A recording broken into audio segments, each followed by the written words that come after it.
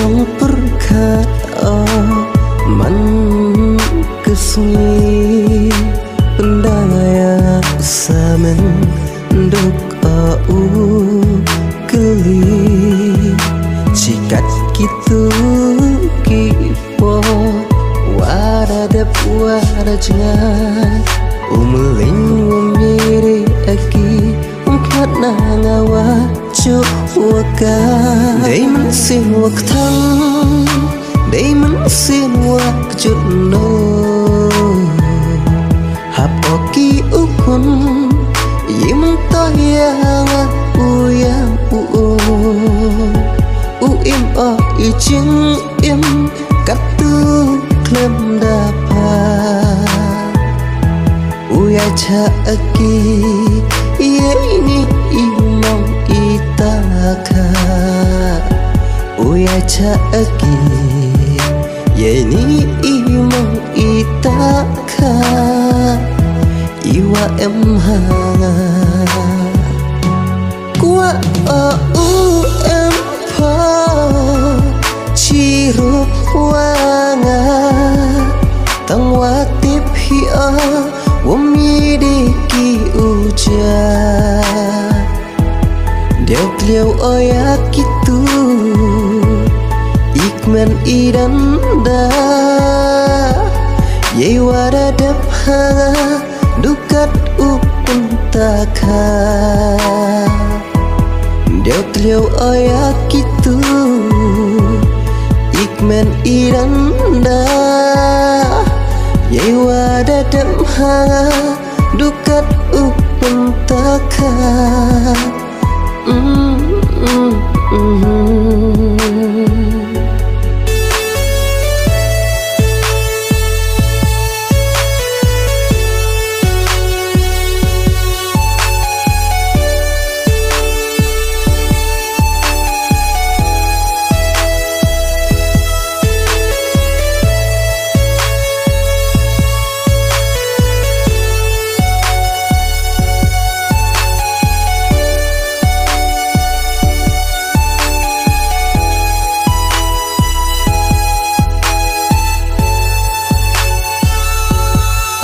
Laraman kidu ciklema iman sin yang ngawa kerbe dewa ngak sana ngahap hi'a ki umple ye cing sakiat wumi umure we wumi ulen tipdang em mati ma uim o i ching im samen Rechang uto yakilat kilupti yawi amuling yaki po wacu ya em lang i hapertai paya umya to kawa mut wathu dang hay ni tip ci paya hap temple wara itu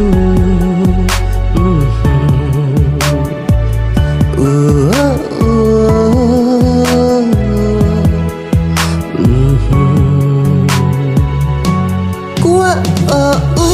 em pa chirup wanga tang watip hi'a wamidiki uja Deo kliau oyak gitu ikmen idanda ye waradap hanga dukat ukun taka Deo kliau oyak gitu ikmen idanda ye waradap hanga dukat ukun taka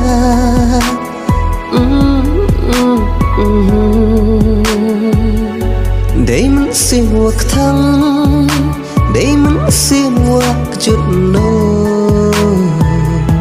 Hap oki ukun Yim to yang uyam uim o ijing im katu klem dapat aki ye ni imong itaka uya cha aki ye ni imong itaka iwa em ha